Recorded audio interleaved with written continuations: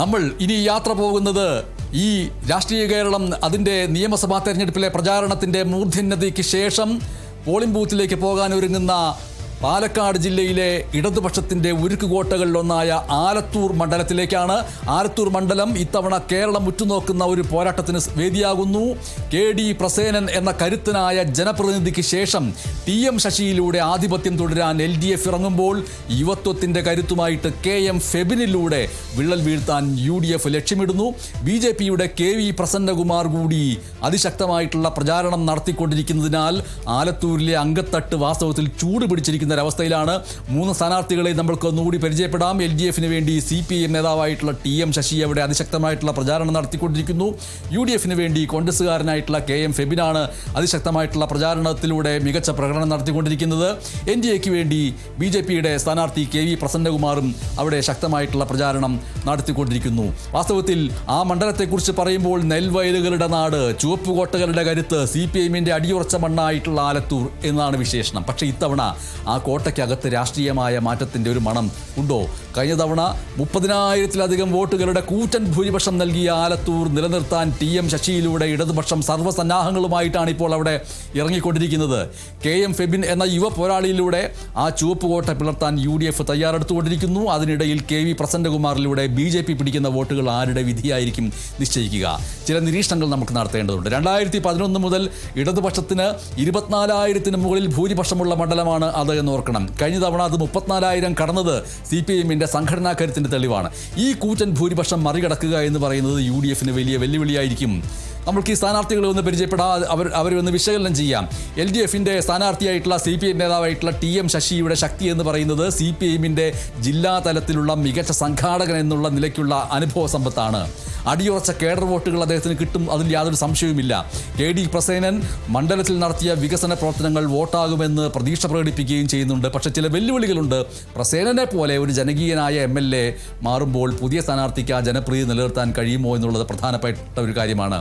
ഇനി UDFന്റെ സ്ഥാനാർത്ഥിയായിട്ടുള്ള KM ഫെബിനിലേക്ക് നമ്മൾ വരികയാണെങ്കിൽ കോൺഗ്രസ് നേതാവാണ് അദ്ദേഹം. കോൺഗ്രസിൻ്റെ യുവജന വിഭാഗത്തിലൂടെ വളർന്നു വന്ന നേതാവ് എന്നുള്ള നിലയ്ക്കുള്ള വലിയ കഴിവുണ്ട്. മണ്ഡലത്തിലെ യുവ വോട്ടർമാർക്കിടയിലുള്ള സ്വീകാര്യതയുണ്ട്.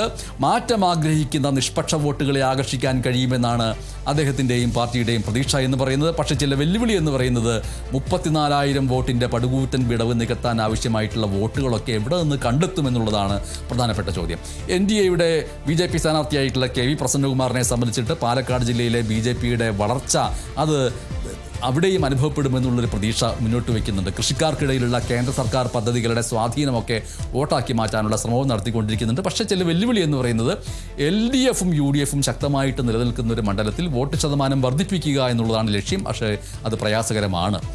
LDFനോട് ചോദിക്കുന്ന ചില ചോദ്യം എന്ന് പറയുന്നത് 34,000 വോട്ടിൻ്റെ ഭൂരിപക്ഷം ഇത്തവണ നിലം പൊത്തുമെന്ന് UDF അവകാശപ്പെടുമ്പോൾ TM ശശിക്ക് ആത്മവിശ്വാസമുണ്ടോ?